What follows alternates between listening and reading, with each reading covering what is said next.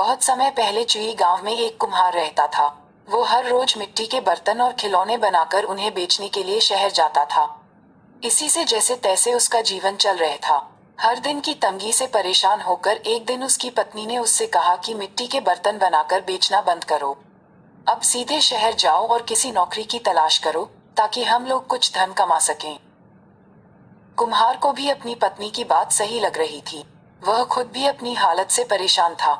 वह शहर गया और वहां जाकर नौकरी करने लगा। भले ही वह नौकरी करता था, लेकिन उसका मन मिट्टी के खिलौने और बर्तन बनाने का करता रहता था। फिर भी वह मन मारकर चुपचाप अपनी नौकरी करने में लगा रहा। ऐसे ही उसे नौकरी करते हुए काफी समय गुजर गया।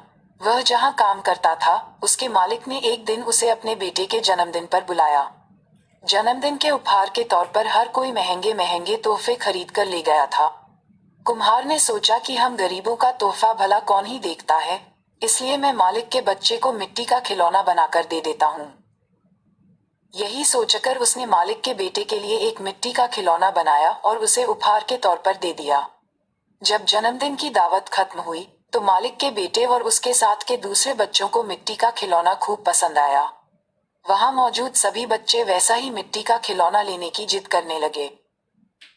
बच्चों की जिद देखकर व्यापारी की दावत में मौजूद हर कोई उस मिट्टी के खिलौने की चर्चा करने लगा।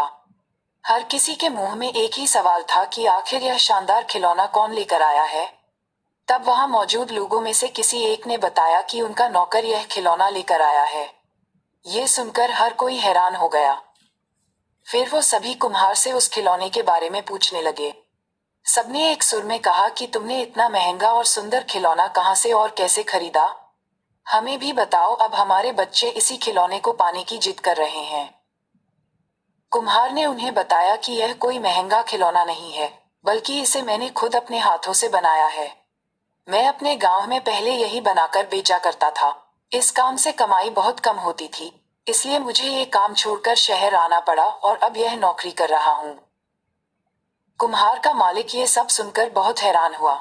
उसने कुम्हार से कहा, क्या तुम ऐसा ही खिलौना यहाँ मौजूद हर एक बच्चे के लिए भी बना सकते हो?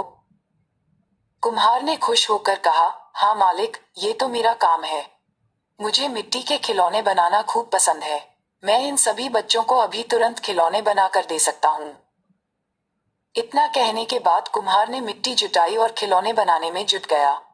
कुछ ही देर में रंग बिरंगे कई सारे मिट्टी के खिलौने बनकर तैयार थे। कुम्हार की यह कलाकारी देखकर उसका मालिक हैरान होने के साथ ही काफी खुश भी हुआ। वह मन ही मन मिट्टी के खिलौनों का व्यापार करने की सोचने लगा।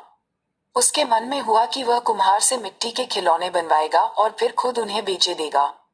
उसने यही सोचकर कुम्हार को मिट्टी के खिलौने बनाने का काम दे दिया। कुम्हार का मालिक उसके मिट्टी के खिलौने बनाने के हुनर से खुश था, इसलिए उस व्यापारी ने कुम्हार को रहने के लिए अच्छा घर और मोटी तनख्वाह भी देने का फैसला किया। कुम्हार अपने मालिक की इस पेशकश से काफी खुश था। वो तुरंत अपने गांव गया और परिवार वालों को अपने साथ रहने के लिए लेकर आ गया। खाने की तंगी और पैसों की कमी से जूझ रहा कुम्हार का परिवार आराम से व्यापारी के द्वारा दिए हुए घर में रहने लगे। कुम्हार द्वारा बनाए गए खिलौनों से उस व्यापारी को काफी मुनाफा भी हुआ। इस तरह से सब अपनी जिंदगी आनंद और खुशी के साथ जीने लगे। कहानी से सीख, हुनर कभी भी इंसान का साथ नहीं छोड़ता। अगर कोई किसी काम में माहिर है, तो उसका वह हुनर उसे मुश्किल परिस्थितियों से बाहर निकाल सकता है।